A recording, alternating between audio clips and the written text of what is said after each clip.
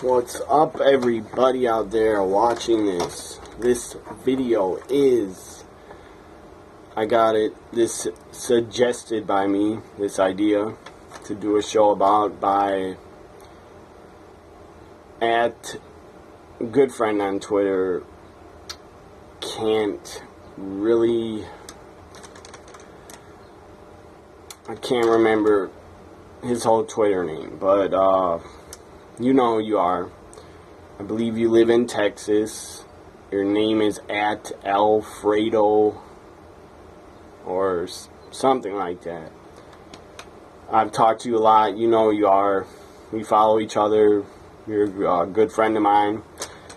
Big wrestling fan like me, so you gave me an idea. Maybe I should do a show about the top biggest fails in WCW history. The stuff that was really stupid that they did. Stuff that didn't work. Gimmicks, stuff like that. Matches, stipulations, characters, stuff like that. So this show is part of my CountDown series. It's the top 10 WCW's biggest fails that they've ever done. And they have done a fucking lot of them. This list is only a top 10. I will be doing a part 2 because WCW did a lot of stupid shit. I could probably do even a top 3 and a part 3 of the top 10 biggest fails that WCW ever did. Starting off with number 10. Number 10 is Halloween Havoc 91. The Chamber of Horrors match. This is exactly what this match was. It was a nightmare. It gave me nightmares for years after watching it. It was so bad. It was god-awful. It was way too gimmicky. Again, this was a different era. It was 1991, so there was a lot of stupid gimmick matches ideas that did not work. Another one that happened in 91, in the WWF at WrestleMania 7, they did a blindfold match. That was a stupid idea and did not work in my opinion. It was entertaining, but it was stupid. But this Halloween Havoc 1991, the Chamber of Horrors, was absolutely that. It was a horrendous match. It was awful. Abdullah the Butcher ended up getting put in an electric chair by Rick Steiner, and then Rick Steiner put a helmet on his head like he was going to be electrocuted. I'm sorry about the bells outside. That's an ice cream man in our neighborhood. Anyways, Abdullah the Butcher gets put in the electric chair. I guess there's supposed to be an electric chair. Then they put a helmet on him like he was going to be executed and put to death. And then Abdullah started shaking in the chair, like bouncing up and down like he was getting cooked. It was god-awful. It was kind of pretty funny also, but it was a god-awful match. Vader's in it. Good talent was in it. Vader, Scott Hall as the Diamond Stud, Sting, Steiner Brothers, Abdullah the Butcher, Cactus Jack was in it. Elegante was in it. He was god-awful in the ring. So, my number 10 is Halloween Havoc 91, the Chamber of Horrors. A finish when Abdullah was sitting in the chair.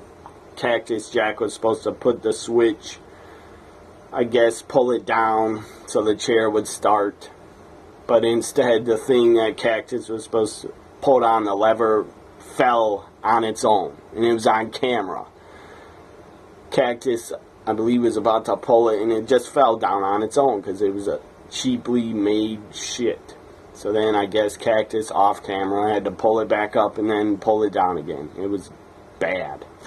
That's my number 10 biggest fails in WCW.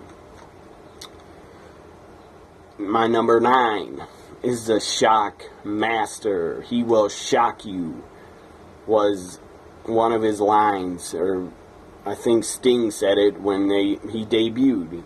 Sting said, "We've got a partner, and it is the Shockmaster, and he will shock you." Pyro goes off. He was supposed to break through a cheap wall. Instead of breaking through the wall and debuting in a better way, he trips.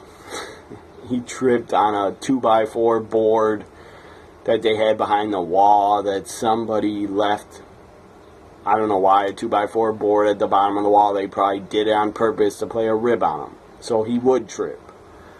Anyways, the Shockmaster trips, breaks through the wall, falls down on his face. His helmet, his Star Wars helmet that was painted silver, it was a fucking stormtrooper helmet. It falls off his face. It falls off his face. Shockmaster falls face first on the floor, and then he gets up, and God bless, I forget the Shockmaster's real name, but whatever. He was a nice guy, but the gimmick was absolutely killed. The gimmick was dead. Nobody cared about it after he fell through the wall and fell on his face. The gimmick was over right there.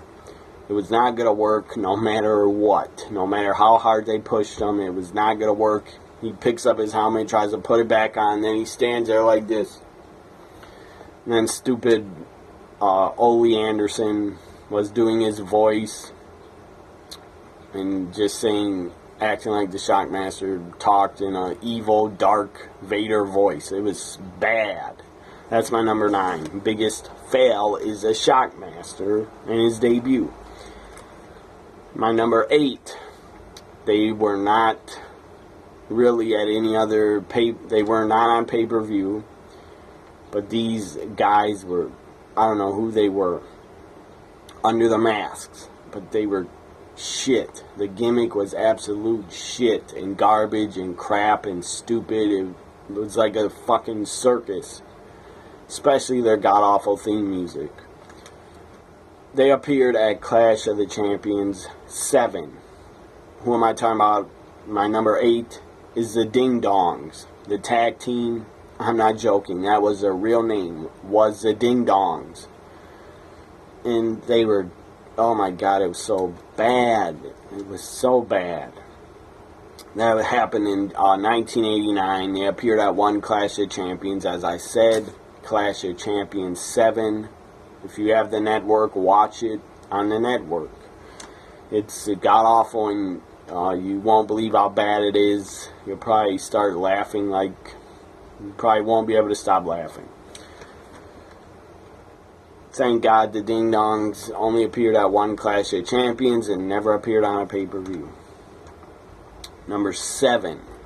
Biggest fail in WCW. Number 7 is an entire year. The year 2000 in WCW was shit. It was god-awful. Yes, they had some good talent left that I enjoyed, like I enjoyed watching Ric Flair, Hulk Hogan, Sting, Booker T, I was a fan of in 2000. But other than that, their storylines, the stuff they came up with was shit. They came up with the New Blood versus the Millionaires Club. That was shit and stupid. That didn't work because the New Blood, the talent was not very good. I mean, the biggest star in the New Blood was probably, I guess, Jeff Jarrett and Shane Douglas. They were in the New Blood, but they weren't even that big of main event stars. Whatever. 2000 was really bad in WCW. 2000 was god-awful. Now, 2000 in the WWF was, to me, it was pretty damn awesome. Because they pushed younger talent. WCW was just bad. I mean, they started off the year 2000 having Chris Benoit win the world title from Sid. And then Benoit basically, I guess they're going to take the title from him anyways because Sid's foot was under the bottom rope. But Chris Benoit decided to jump to the WWF instead. So then Sid was basically given the world title, or maybe he won it on a Nitro, or it was held up and he won it on a pay-per-view. And then stupidly, when they started the New Blood storyline versus the soon-to-be Millionaires Club, right after that they stripped Sid of the world title, and Vince Russo is in control of the New Blood with Eric Bischoff, and stupidly Vince Russo rips Sid and says he's an old guy, so give me the title because you're old. And this is a New Blood era. It was bad. It was a stupid idea to just strip Sid of the title. I mean, yes, Sid was old, but who cares? He still could have been a world champion and at least had him lose it to somebody instead of just giving it up to Russo. That was pathetic. Or giving it up to Bischoff. That was stupid as hell. So, number 7 biggest fail is the year 2000 in WCW. Number 6. My number 6 biggest fail is Thunder. WCW Thunder. Now, I'm sure they had some good episodes in 98 when they started Thunder. I believe it started in January 98. I think January 98. Thunder started January 98. I think it was 3 hours when it started, or I think it was 3 hours for a while. And then Thunder went to 2 hours. But Thunder did last from 98 till late 2000. I think at least I remember watching one episode of Thunder in December 2000. So it was still on the air on TBS. But number 6 biggest fail was WCW Thunder because it drained the talent. Yes, WCW had a lot of talent, so they didn't need another show. But in my opinion, it burned out Eric Bischoff, and he was in power at the time. It burned him out. So then he made stupid decisions because of him being burned out from running Thunder and Nitro and one pay-per-view every month. In my opinion, Thunder was a bad idea because it burned the talent out and it burned Eric Bischoff out. Anyways, that's my number 6 biggest fail was WCW Thunder. Number 5 is Halloween Havoc 98 match between Hulk Hogan and the Ultimate Warrior. It was so bad. I'm talking about the Chamber of Horrors from 91, Halloween Havoc. That was bad. That was my number 10. But Hogan and Warrior at Halloween Havoc 98 was worse than that. It was so bad. They had no chemistry in 98. In the ring, it was not a good match. It was shit. If I gave it a rating 1 to 10, I'd give it a minus 1. That's how bad it was. It was so bad. That's my number 5 biggest fail. Hogan versus Warrior at Halloween Havoc 98. Number 4 biggest fail is DDP and Goldberg main event from Halloween Havoc 98. Why? Well, it was a pretty damn good match, but the pay-per-view cut out. They went overtime and their pay-per-view cut off before Goldberg DDP was over. The pay-per-view cuts out, so everybody that ordered it, a lot of people that ordered it, did not get to see the finish of Goldberg DDP. Yes, on the Nitro after Halloween Havoc, they showed DDP Goldberg. They showed the entire match from the pay-per-view to try to make up for it.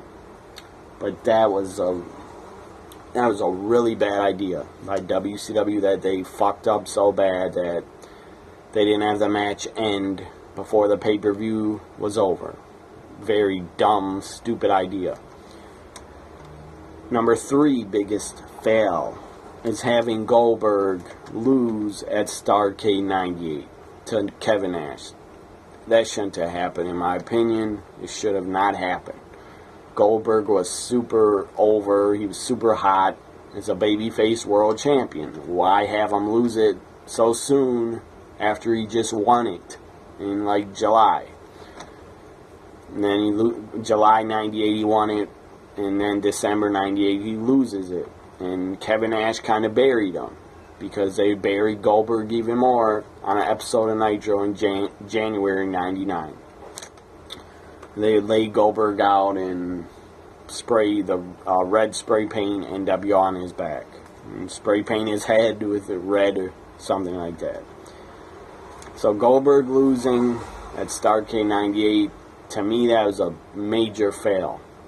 That's my number 3. Number 2, Vince Russo being hired by WCW. That was a major, big mistake, major fail by them. Number 1, biggest fail probably in WCW history. As I said, I would probably do a part 2 of top 5 or 10 biggest fails of WCW again, because they had a lot of them. But my number 1, it's probably number 1 biggest fail in WCW's history, is David Arquette winning the WCW World title. Now, I guess David Arquette has said in interviews that he didn't want to win the world title, he didn't want to be a world champion, but he went along with it anyway, so he's to blame. Also, WCW's to blame. Bischoff was there at the time. Bischoff should have refused to have David Arquette win the world title, but maybe Vince Russo had more power than Bischoff, but I don't think he did, because they worked together. Whatever. Number 1, David Arquette winning the WCW title, that was a huge fail. This ends my top 10 WCW biggest fails show. I'll be back with a part 2 of WCW's biggest fails win. I don't know. Have a good Tuesday night, everybody. Bye for now.